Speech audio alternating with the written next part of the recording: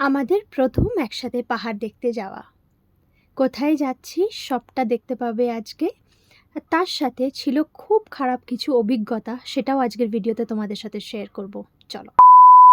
আচ্ছা, আর সাসপেন্স না।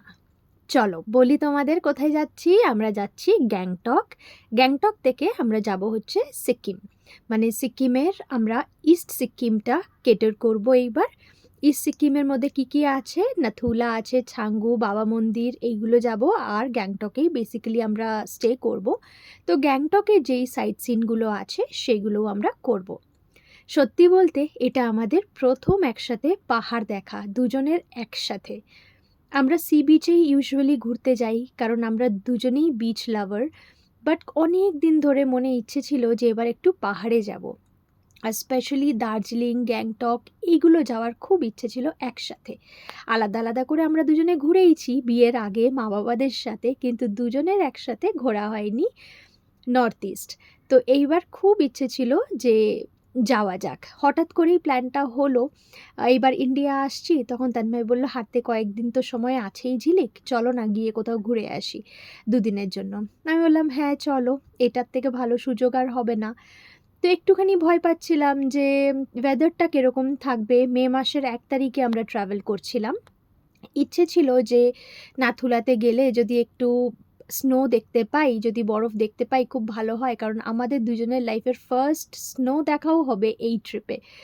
তো সত্যি সেটা হয়তো খুব একটা এক্সপেক্ট করিনি, যে ভাবছিলাম হয়তো স্নোটা খুব একটা দেখতে পাবো না, কিন্তু কি দেখতে পেয়েছি না দেখতে পেয়েছি সেটা তো তোমরা আপকামিং ব্লগসে দেখতেই পাবে।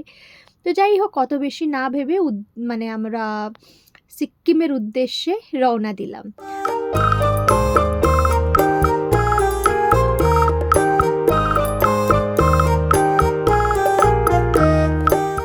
আমরা ট্রাভেল করছি রায়পুর ক্রুজারে।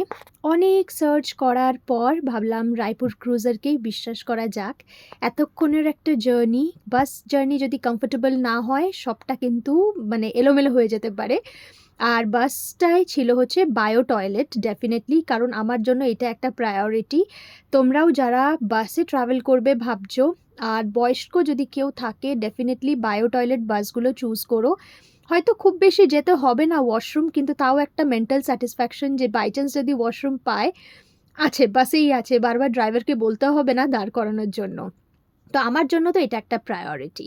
যাই হোক, রাত্রে সুন্দর একটা ঘুম দিয়ে সকালবেলায় যখন বাইরের দিকে চোখটা মেললাম, দেখলাম শিলিগুড়ি পৌঁছে গেছি। শিলিগুড়ি পৌঁছেই হলো আমাদের খুব বাজে একটা এক্সপিরিয়েন্স। আসলে আমরা কোনো কিছুই বুক করে আসিনি, ভেবেছিলাম যাই আগে, তারপরে যেরকমভাবে প্ল্যান করব সেরকমভাবে আমরা টিকিট কেটে নেব।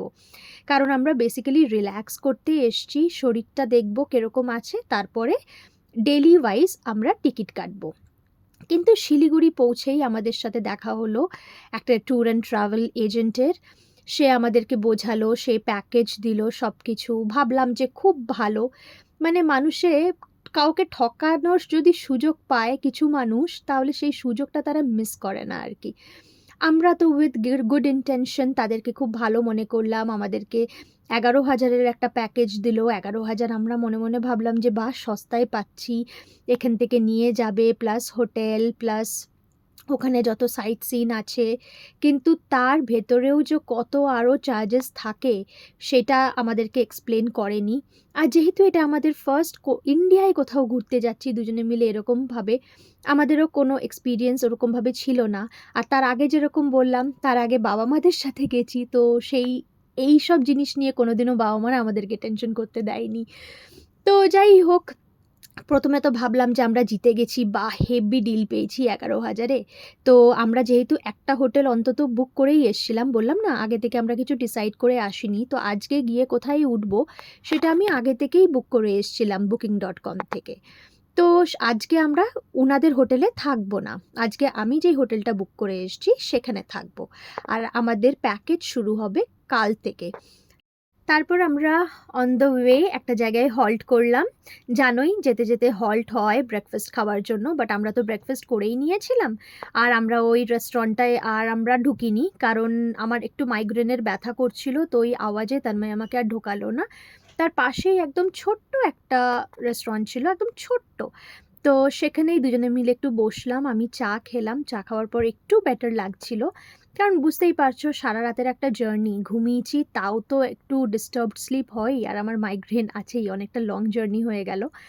তো ফাইনালি আমরা ঢুকছি গ্যাংটক। আশা করছি এই সিরিজটা তোমাদের খুব ভালো লাগবে। এটা খুব স্পেশাল একটা ট্রিপ আমাদের জন্য।